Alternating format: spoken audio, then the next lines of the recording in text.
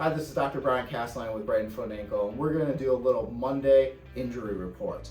For our New York and for our Philly football fans, I'm sure you guys saw a gruesome ankle injury yesterday where that running back came over the middle, caught a pass or tried to catch a pass, and then it got his ankle rolled over, ending up with his ankle going in the wrong direction. Ankle fractures can be a big deal, especially in a dislocation. He needs to go to the operating room, he needs to get the ankle and the bones put back together, but there's a couple other considerations to think about.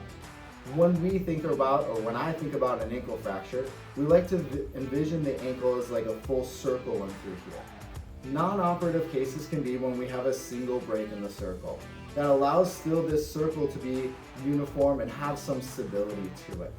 But when we break two aspects of the circle or the ring, we're now losing the stability of that ring, and that's when we need to go to the operating room.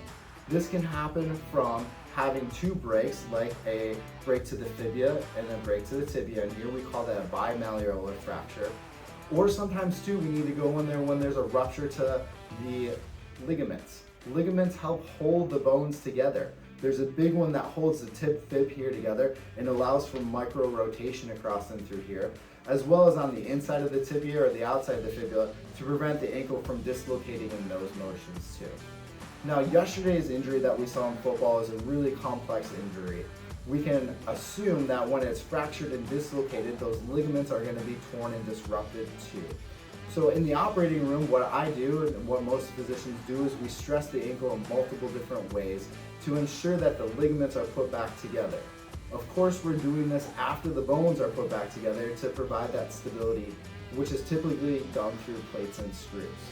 Then again, we have the fancy soft tissue stuff to make sure that the ligaments are intact and the ankle has good stability and won't chronically give out on him. The last thing to think about, especially in a really severe case like what that football player seemed to have, is what happens to the cartilage.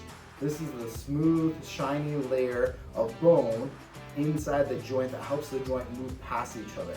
I'm sure you've all heard about this bone-on-bone contact where we lose cartilage. Well, in a young football player that's in his early 20s, we want to make sure that that cartilage is good. One other thing that we can do in the operating room to visualize that cartilage is after we put everything back together, or as we're putting things back together, that is the bone, we can put a camera into the ankle joint too to ensure that we visualize and see that the cartilage is all put back together.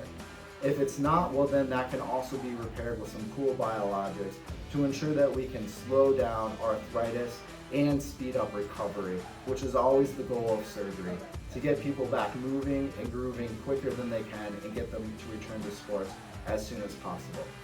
Just like we've seen in other fractures, I'm pretty sure that this football player is going to come back and hopefully has a good long career, as he's got a lot of notoriety being a rookie this year.